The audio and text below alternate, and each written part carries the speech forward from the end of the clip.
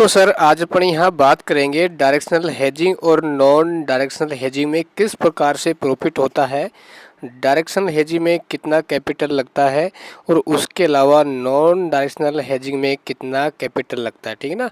तो सभी इंडेक्स की मैं आपको यहाँ बताना चाहूँगा। ठीक है, तो मैं आपका यहाँ ज़्यादा समय नहीं लेना चाहूँगा। देखो दोस्तों, डायरेक्शनल हेजिंग में क्या होता है, हमें मार्केट के ट्रेंड का पता लगाना होता है। ठीक है, जैसे आप यहाँ देख सकते हैं, मैंने यहाँ पर एक 15 मिनट की कैंडल पे एक ट्रेड लाइन ड्रॉ की हुई है। ठीक है ना। तो मैंने क्या किया कि भाई जैसे यहाँ एक नीचे की ओर कैंडल क्लोज करती है तो मुझे ये लगता है कि भाई अब मार्केट का जो ट्रेंड है क्या है, अब बेरिश होने वाला है।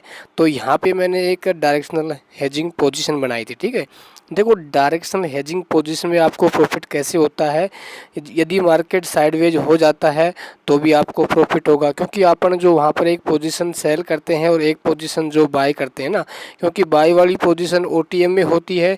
ठीक है ना, और सेल वाली पोजीशन क्या है, एटीएम पे होती है ना। तो अपन को वहाँ जो एटीएम वाली पोजीशन है जिसको अपन ने सेल किया है, तो वो अपन को क्या है भाई, वहाँ प्रॉफिट देगी, प्लस में वहाँ पे टाइम डीके लगेगा साइडवेज मार्केट में, तो वहाँ क्या होगा, प्रीमियम धीरे धीरे घटने लगेंगे, तो उसका अपन को वहाँ बेनिफिट हो जाएगा। और दूसरा बेनिफिट ये रहेगा कि भाई अपन ने क्या है, बेरिश साइड में पोजीशन बनाई थी, तो दूसरा अपन को प्रॉफिट ये हो जाएगा। ठीक है, तो मार्केट यदि साइडवेज रहेगा तब भी प्रॉफिट मिलता रहेगा, यदि मान लो मार्केट नीचे की ओर जाता है तो भी अपन को यहाँ प्रॉफिट होता रहेगा। ठीक है, अच्छा इसमें देखो कितना कैपिटल लगता है दोस्तों, मैं आपको यहाँ बताना चाहूँगा। एक ही लोट है वो आपका लगभग 14 या 15 हज़ार के आसपास से आपका शुरू हो जाता है डायरेक्शनल हेजिंग में। ठीक है ना, तो आप जितना ओटीएम में जाओगे तो आपका लोट है वो उतना ही क्या है, उसमें ज़्यादा आपको क्या है, कैपिटल लगेगा। ठीक है, अच्छा उसके बाद दोस्तों बात की जाए कि नॉन डायरेक्शनल हेजिंग, यानी जिसमें आपको चार्ट है वो बीच बीच में देखने की आवश्यकता होती है, या फिर कह सकता हूँ कि 95% आपको चार्ट देखने की आवश्यकता नहीं होती है। उसमें क्या है, उसमें बेस्ट शर्त ये है कि मार्केट साइडवेज होना चाहिए।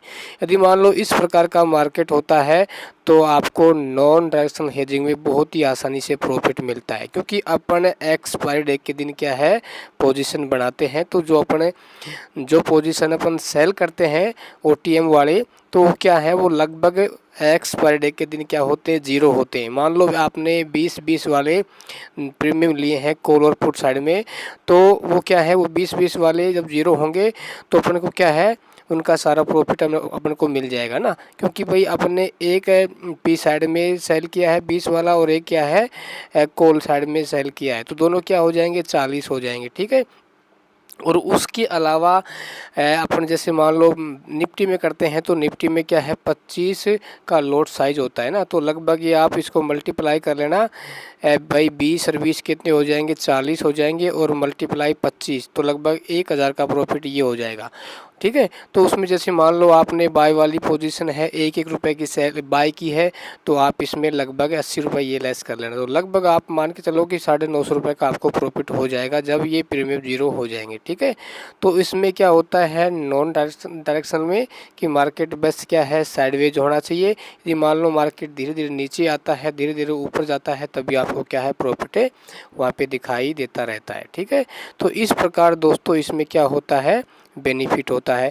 और बात की जाए कि नॉन डायरेक्शन में कितना पैसा लगता है, तो दोस्तों सभी इंडेक्स में अलग अलग इसमें क्या, जैसे निफ्टी है, निफ्टी में लगभग आप ये मान के चलो कि 28 या 29 हज़ार के आसपास एक लोट आपका, एक लोट में इतना आपका कैपिटल लगता है। ठीक है ना, जैसे जिसके भाई लोट साइड ज़्यादा होते हैं, जैसे बैंक निफ्टी है ना, वैसे इसके लोट साइज क्या है, कम है, लेकिन इसमें लगभग आप ये मान के चलो कि 35 या 40 हज़ार के आसपास एक लोट आपका नॉन डायरेक्शन बन जाता है।